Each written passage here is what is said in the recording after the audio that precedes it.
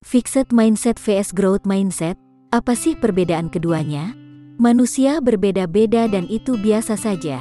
Ada mereka yang, seperti kata Tan Malaka, melalui hidupnya dengan terbentur, lalu terbentuk. Di sisi lain, ada mereka yang berpikir, ngapain terbentur kalau untuk babak belur? Kita sepakat bahwa hidup adalah persoalan mengambil keputusan-keputusan duniawi.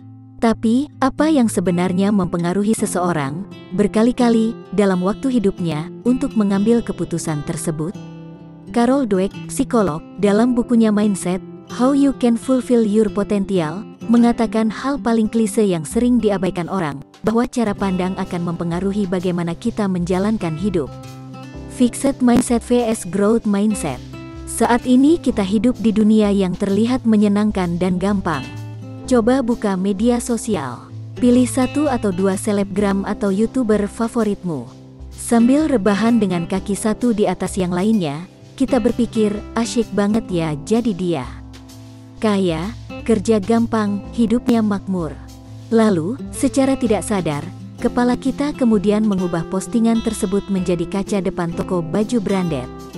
Ia memajang kesuksesan dan kebahagiaan dan hal-hal positif. Hanya bermodalkan foto dan video yang menurut beberapa orang tidak spesial amat. Manusia berbeda-beda dan itu biasa saja. Dan menurut Dweck, orang barusan punya fixed mindset. Mereka yang punya pola pikir fixed mindset selalu beranggapan bahwa bakat adalah sesuatu yang mutlak. Ia tidak bisa berubah dan dikembangkan. Kamu jago main basket, itu karena kamu punya bakat di basket. Saya tidak jago, berarti saya tidak berbakat. Dan itu artinya, kehidupan saya dan basket berhenti sampai di sini saja. Kamu pintar matematika, artinya kamu berbakat. Kamu memang pintar dari sananya. Saya tidak pintar matematika. Ya udah, saya emang bukan di sini.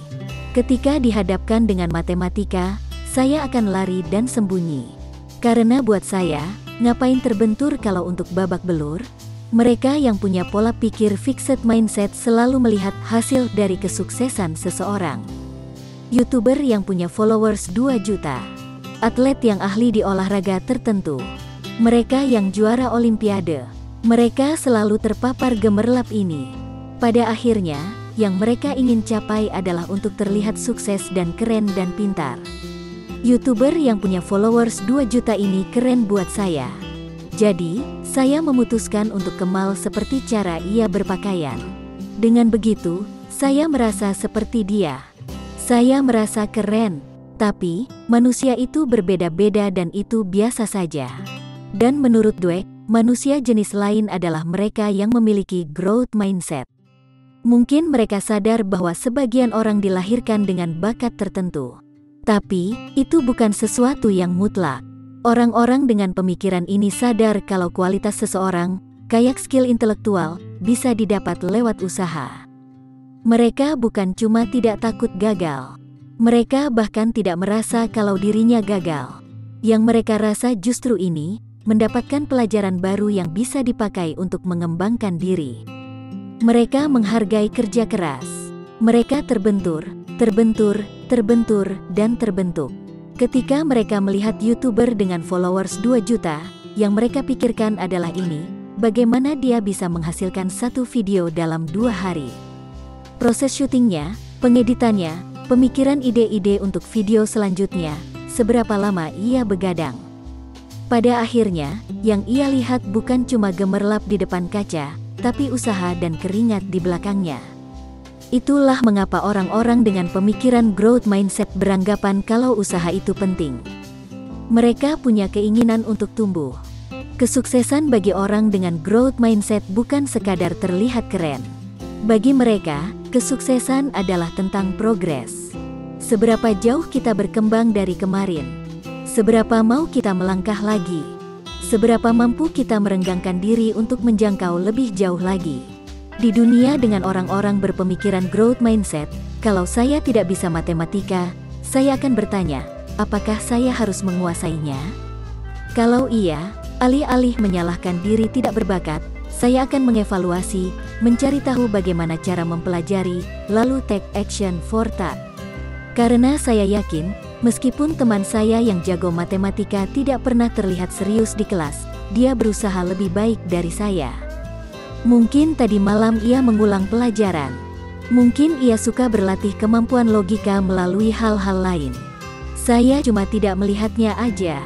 Mata orang dengan pemikiran growth mindset berbinar-binar setiap menemukan tantangan. Karena dia tahu, setelah melewati ini, dia akan naik kelas. Toh kalau gagal, dia akan punya pelajaran baru untuk dibawa. Bagaimana cara mengubah pola pikir menjadi growth mindset? Manusia dilahirkan berbeda-beda dan lucunya, pola pikir tidak termasuk ke dalamnya. Ia bersemayam di pikiranmu. Kamu bisa saja orang keturunan Jawa atau Sumatera, berambut keriting atau lurus, tinggi atau pendek, berhidung mancung atau pesek. Tapi, kamu bisa bebas menentukan ingin jadi orang dengan pemikiran seperti apa. Saya dan orang lain tidak akan peduli karena itu adalah hidupmu. Dan pada akhirnya, cuma kamu yang bisa memilih, apakah ingin menjadi seseorang dengan pola pikir fixed mindset atau growth mindset. Hal-hal yang salah dipahami dari growth mindset. Pertama, setiap orang pasti punya campuran fixed mindset dan growth mindset. Tidak ada orang yang 100% berpikiran dengan growth mindset terhadap apapun. Kamu tidak perlu takut ketika sedang memahami sesuatu dengan fixed mindset. Hal yang lebih penting adalah, kamu tahu ada kedua cara pandang ini, dan bisa memilih mana cara pandang yang tepat untuk posisimu. Kedua, growth mindset itu bukan tentang sekadar bagaimana kamu mengapresiasi effort. Loh, bukannya di atas dikasih tahu kalau orang-orang dengan growth mindset selalu menghargai kerja keras?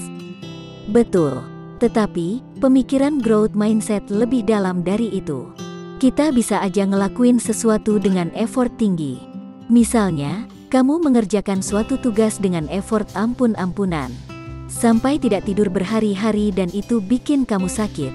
Lalu, karena hal ini, kamu menilai hasil pekerjaanmu dari effortnya. Gue udah bikin ini capek-capek, masa dibilang jelek? Masa cuma dapat nilai segini?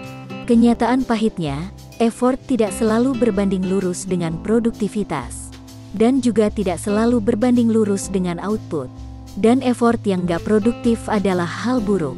Mobil jelek yang dibuat dengan effort berlebih hasilnya tetap mobil jelek. Makanya, penting buat kita untuk nggak cuma mikirin effort, tetapi juga progres dari apa yang kita pelajari di situ. Ketiga, orang yang cuma mendukung growth mindset lalu berharap mukjizat baik akan datang kepadanya. Growth mindset adalah cara pandang. Ketika kamu berharap bisa maju satu langkah ke depan, kamu nggak cuma butuh oke, gue mau jago basket dan gue tahu gue harus latihan. Siapapun bisa asal latihan termasuk gue.